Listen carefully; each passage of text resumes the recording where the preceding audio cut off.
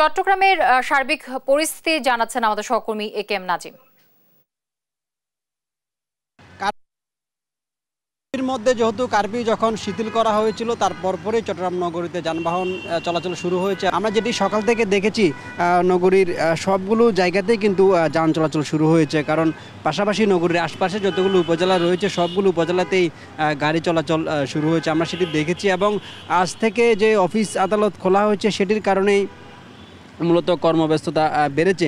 আরেকটি বিষয় হচ্ছে যে গত কোটা আন্দোলনকে কেন্দ্র করে যে সহিংসতা হয়েছিল সেই সহিংসতার পরপর আসলে সারা দেশে কারফিউ জারি করা হয়, তারই হিসেবে চট্টগ্রামেও কারফিউ জারি করা হয়েছিল। সেই কারফিউর কারণে চট্টগ্রামে একরকম স্থবিরতা বিরাজ করছিল, কিন্তু তারপর গতকালকে থেকে যখন কারফিউ শিথিল করা হয় তার পরপর নগরে যান চলাচল কিছুটা স্বাভাবিক হতে শুরু করে। এবং আজ সকাল থেকে মূলত আমরা যেটি জেনেছি চট্টগ্রাম মেট্রোপলিটন পুলিশের পক্ষ থেকে যেটা আমাদেরকে জানানো হয়েছে, সকাল 9টা থেকে বিকাল পর্যন্ত মূলত কারফিউ শিথিল করা হয়। সেই কারণেই মূলত যানবাহন চলাচল শুরু হয়েছে, পাশাপাশি অফিস আদালতও খোলা হয়েছে। আমরা দেখেছি এখনও এই কারফিউ শিথিলের মধ্যে নগরীর মোড়ে মোড়ে প্রতিটা জায়গায় আইনশৃঙ্খলা বাহিনী টহল দিচ্ছেন, তল্লাশি চালাচ্ছেন, পাশাপাশি সশস্ত্র বাহিনীও রয়েছে তাদের সাথে, র্যাব পুলিশের পাশাপাশি বিজিবির পাশাপাশি সেনা সদস্যরাও কিন্তু এখনও সড়কে টহল দিচ্ছেন।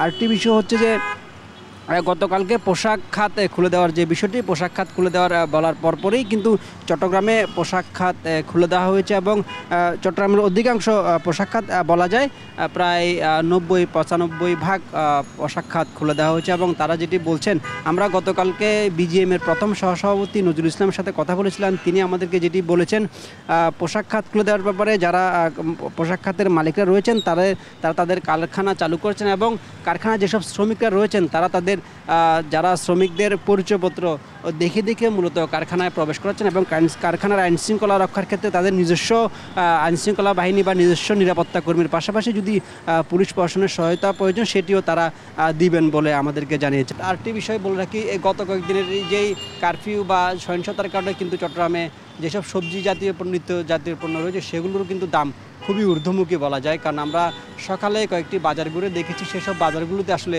নিত্য প্রয়োজনীয় যেসব শাকসবজি রয়েছে এবং নিত্য প্রয়োজনীয় পণ্য রয়েছে সেগুলোর দাম ঊর্ধ্বমুখী, কারণ আকাশছোঁয়া বলা যায়। ব্যবসায়ীরা বলছেন সরবরাহ সংকট কয়েকদিনের সহিংসতার কারণে মূলত মালামাল সরবরাহ না থাকার কারণেই মূলত এসবের দাম বাড়ছে। তো চট্টগ্রাম থেকে এই ছিল আমার কাছে থাকা সর্বশেষ।